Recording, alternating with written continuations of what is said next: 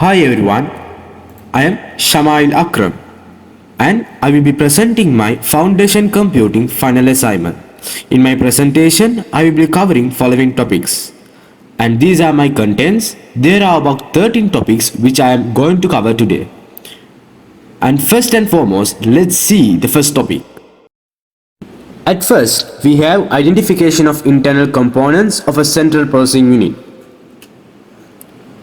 What is a central processing unit? A central processing unit is the computer's main component that carries out instructions and calculations functioning as the computer's brain. A CPU is a complex electronic component with several internal components. They are commonly known as arithmetical logical unit, ALU, control unit, CU, and cache. And let's see those components individually. At first we have arithmetic logical unit, ALU, responsible for performing arithmetic and logical operations such as addition, subtraction, multiplication and comparisons. It performs these operations on data stored in registers. Next we have control unit. The CU manages and coordinates the activities of the CPU. It fetches instructions from memory, decodes them and controls the execution of these instructions. For the last, we have cache. Modern CPUs often have multiple levels of cache memory, including L1, L2 and sometimes L3 caches. These caches store frequently used data and instructions to reduce the time it takes to access them from main memory. These internal components work together to execute instructions, perform calculations, and manage data within the CPU, allowing it to carry out the task required by the computer. And let's move on to the next topic. The next, we have functions of a central processing unit. What is the main function of a central processing unit? The main function of a CPU is to execute instructions from computer programs. It performs calculations, processing data, and manages the computers and hardware and software to carry out tasks and run applications and systems. These functions collectively enable the CPU to execute computer programs, perform calculations, running software applications, and manage overall operations of the computer system. As well as the CPU takes a major role in computers, CPUs, and etc. And let's move to the next topic. At third, we have how computer hardware components work together. How computer hardware components work together. For the first, let's see what are known as computer hardware components. Computer hardware refers to the physical components of a computer system, the tangible parts you can touch and see. These components works together to process and store data, allowing the computer to perform various data. And let's see about some hardware components. At first, central processing unit, CPU. The CPU is the brain of the computer as we talked earlier and responsible for executing instructions and performing calculations. For the next, let's see about motherboard. What is a motherboard? The motherboard is the main circuit board that connects and houses various components including the CPU, RAM and connectors of peripherals. Next we have input devices. Keyboards, mice and other devices are used to input data and commands into the computer. Next, storage devices. What is storage devices? These include hard disk drives and solid state drives which can store data and the operating system. For the last, we have output devices. Output devices include monitors, speakers and printers display or produce the results of a computer operations. And let's move on to the next topic. Fourth, we have identification of different types of storage media. What is computer storage devices? Computer storage devices are hardware components used to store and manage digital data on a computer or other electronic devices. These devices comes in various forms in terms of speed, capacity and portability. Storage devices are core components of any computing device. They store virtually all the data and applications on a computer. And storage devices can be known as two types. Commonly, they are as primary storage memory and secondary storage memory. And let's see about the primary storage memory. At first, we have RAM in the primary memory. RAM stands for random access memory. It's a type of computer memory that stores data that the computer run programs and tasks more quickly by providing the fast and temporary storage for information. And ROM. What's about ROM? ROM stands for read-only memory. It's a type of computer memory that contains permanent data that can't be changed or erased easily. It holds essential instructions and data that can't be changed or erased easily or automatically. It holds essential instructions and data that your device needs to start up and operate even when it's turned off. And let's see about the computer's secondary memory. There are about three parts. At first we have magnetic media. What is about magnetic media? Magnetic media is like a special way to save information using tiny magnets. This is used in things like hard drives and cassette tapes to keep data safe and retrieve it when needed. At next we have optical media. What is optical media? Optical media is something like a shiny disc that stores information using patterns of light. Think of a CD and DVD. They hold music, movies or files by using light to read the patterns on the disc and surfaces. They are also attached as magnets and they are like a surface like silky surfaces. For the last we have solid state media. What is solid state media? Solid state media is like a super fast and small storage chip that keeps data using tiny electrical parts. It is used in things like USB drives and some computers to store and access information quickly and etc. And let's move to the next topic. In fifth, we have how data is represented in computer systems.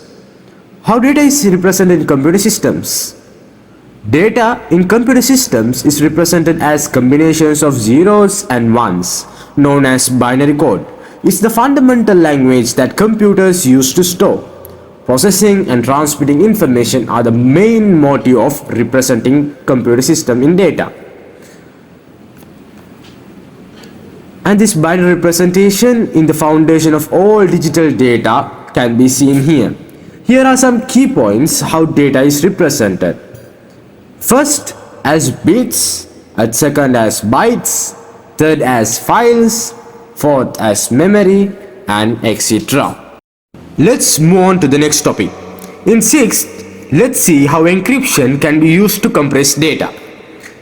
Actually, how encryption can be used to compress data? Encryption cannot directly compress data as it makes data look random and harder to compress. However, data can be compressed and first and then the compressed data can be encrypted to save space and secure it. Steps for encryption used to compress data. There are 3 steps and let's see the first step. First step is known to be as encrypt then compress. The typical approach is to first encrypt the data and then apply compression. When data is encrypted, it often appears as random data, making traditional compression less effective. However, by compressing the plain text data before encryption, you can reduce its size and then encrypt the smaller compressed file. The second step is lossless compression. Use lossless compression algorithms like deflate or limp-leave bridge that do not compromise data integrity. These algorithms look for repeating patterns in the data and represent them more effectively. Once the data is compressed, it can then be encrypted. And the last and the third step is hybrid solutions. Some encryption protocols like SQL sockets layer or transport layer security combine encryption and compression. They encrypt data during transmission while optically using compression to reduce bandwidth usage. This can be particularly useful for web traffic or email. And then let's see about the data compression. The data compression is the reduction in the number of bits needed to represent data. This process can save storage capacity and aid speed the file transfer. There are two types of data compression as lossless file compression and lossy file compression. Let's see the difference between them. At first we have lossless file compression. Let's see how it works on compressing. First, we should upload the original file, then it will process the compression and we can restore the compression with our original quality with compressing the qualities of the data. And next, let's see how lossy file compression will occur. Lossy file compression will occur when we upload the original one, as processing compressed will be happen and the compression file will be outcomes. But the original format and the quality may be differ from this lossy file compression. Is the main difference between lossless file compression and lossy file compression. And let's see the difference between lossy and lossless files. So let's move on to the next topic. At 7, we have how images and sounds are represented in computer systems. How images and sounds are represented in computer systems? Images are represented as grid of tiny colored dots, we known to be as pixels, each with digital color codes and etc. Sounds are represented as a sequence of digital snapshots of their amplitudes, as a sample taken at regular intervals. How images are represented in computer systems? Images are shown on computers as tiny dots, each with a digital color code. These digital color code are stored as numbers.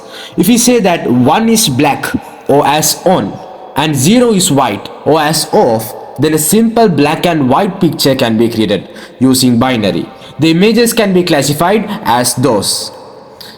And mainly the images can be divided into two categories as vectors and bitmaps.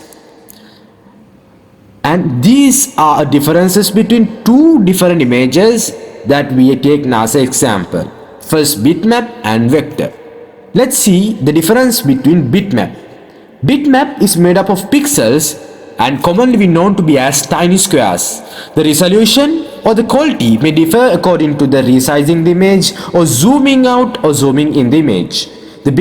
Some bitmap formats are JPEG, PNG, GIF, BMP and etc. Next, let's see the difference of the vectors. The vectors are similarly known to be as describing using mathematical equations such as lines, curves, shapes and etc. And basically these are not made up of pixels, tiny squares, and some of the vector formats are like SVG, AI, EPS and etc.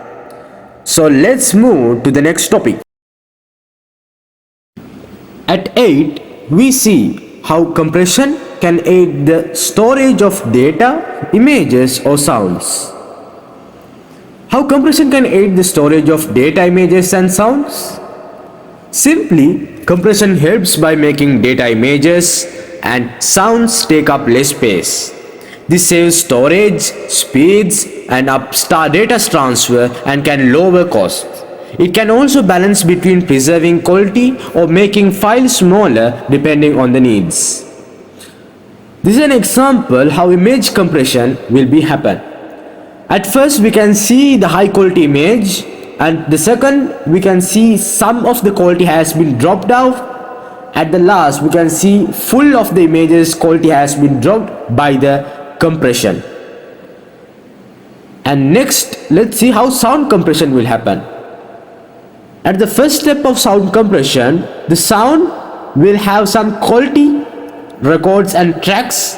At second, the sum of the quality tracks and some sound gaps have been collapsed. At the last, they has been fully automated and fully compressed, and the quality has been dropped.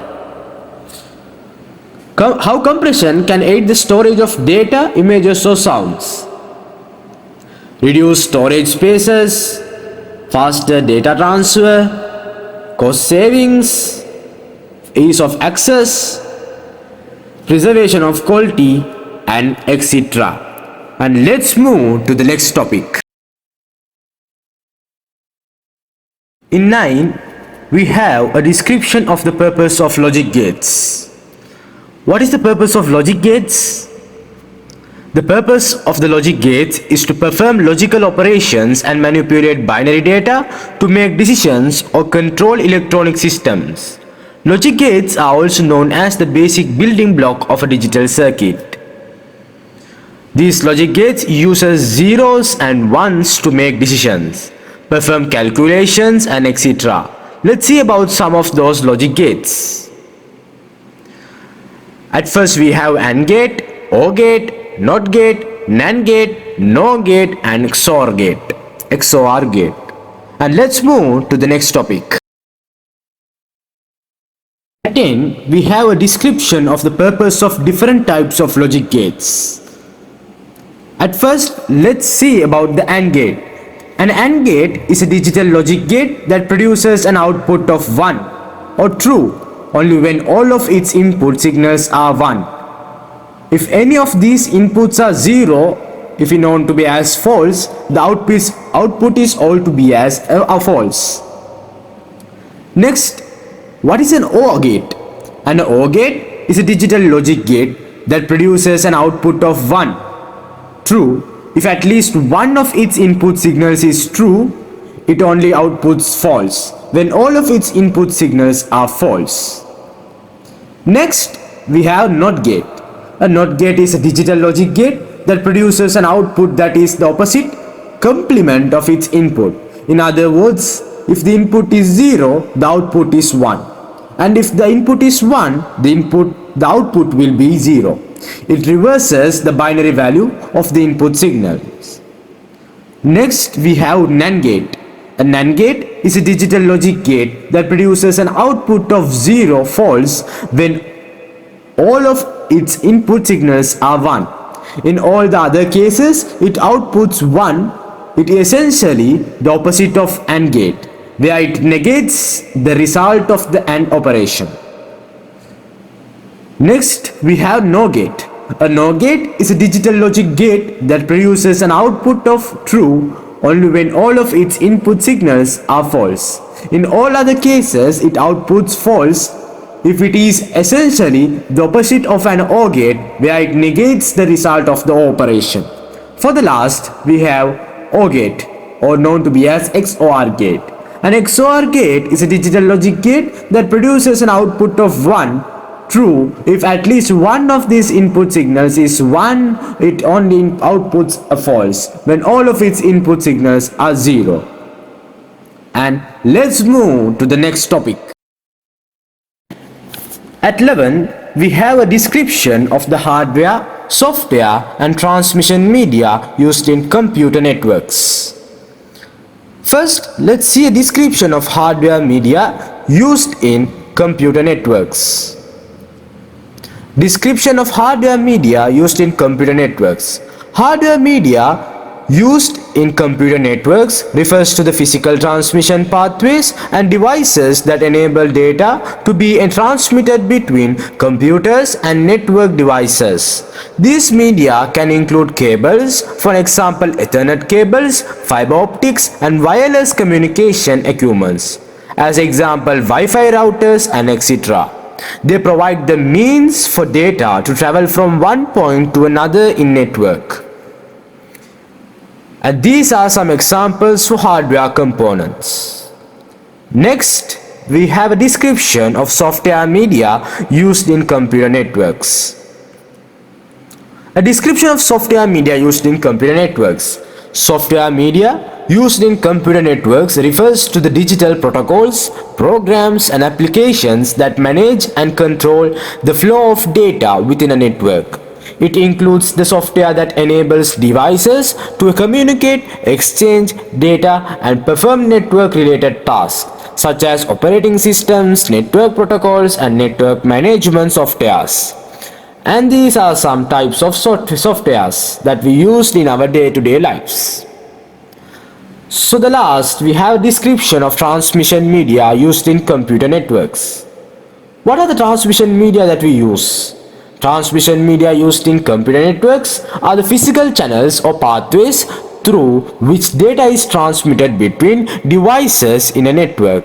These media included cables, fiber optics, and wireless connections that facilitate the transfer of digital information from one point to another within a network. And these are some examples of transmission media. As transmission media can be divided into two categories as guided media and unguided media. Guided media can be divided into three categories as coaxial, twisted, and microstrip line. As well as those can be divided into two categories as fiber optics, strip line, and etc. And as well as the unguided media can be divided into three categories as radio waves, microwaves, and infrared waves. And let's see about the computer networks. Computer networks can be divided into three categories, and first one is LAN. A LAN is known to be as a local area network and is a network of interconnected computers and devices within a limited geographic area, such as home, offices, or campuses, or allowing them to share resources like files and printers and communication between others. Next one is WAN. A WAN, wide area network, is a network that connects computers and devices over a large geographical area, often spanning multiple cities or even countries. It allows for long distances data transmission and interconnects LANs and other networks to enable the exchange of information over vast distances. For the last, we have PAN.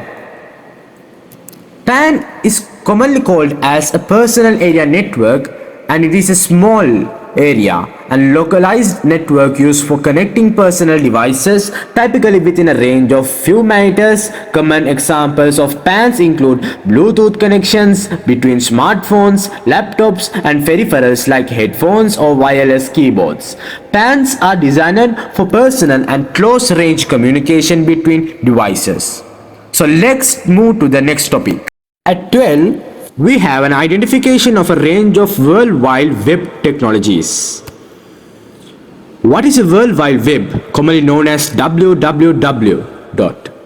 The World Wide Web, often known as www. Or simply the web, is a global information system that allows individuals to access and share documents, images, videos, and other resources over the internet using web browsers. It is a vast network of interconnected web pages and websites that are linked together through hyperlinks, enabling users to navigate and interact with content online.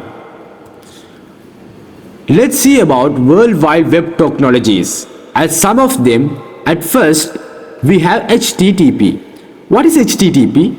HTTP is the foundation of data communication on the web. It allows for the retrieval and transfer of web pages, documents, and other resources between web servers and web clients. Typically, it is known to be as some web browsers. At next, we have HTML. What is HTML? HTML is a markup language used to structure and format content on web pages.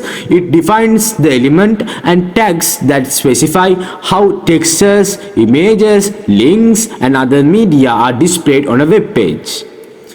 Next, we have web browsers. What are web browsers? Web browsers are software applications that allow users to view and interact with web content. Popular examples including Google Chrome, Mozilla Firefox, Microsoft Edge, and Safari, and etc. For the last, we have Java. Java is a high-level, versatile, and widely used programming language known for its platform independence, object-oriented nature, and extensive libraries. It's often used for developing applications including web, mobile, and etc. So let's move to the final and the last topic. At last, we have a description of different types of computer network topology. What is a network topology?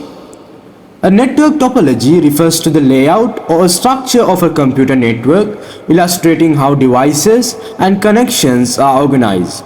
It defines how computers, servers, and other devices, network devices, are interconnected, forming the framework for data transmission within the network. So let's see some of those topologies. At first, we have bus topology. A bus topology is a network configuration where all devices are connected to a central cable, which serves as the communication pathway for data transmission. At next, we have star topology. A star topology is a network design in which all devices are connected directly to a central hub or switch, with the hub serving as the focal point for data communication between devices. Next, we have ring topology. In ring topology, devices are connected in a circle like a chain where data travels in a loop from one device to the next until it reaches its destination. At last, we have mesh topology.